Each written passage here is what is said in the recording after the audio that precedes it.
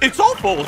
Oh, I long for the blissful ignorance of my former self. Chasing cats, licking my own rear end, eating my own vomit. I'm okay, Scoop.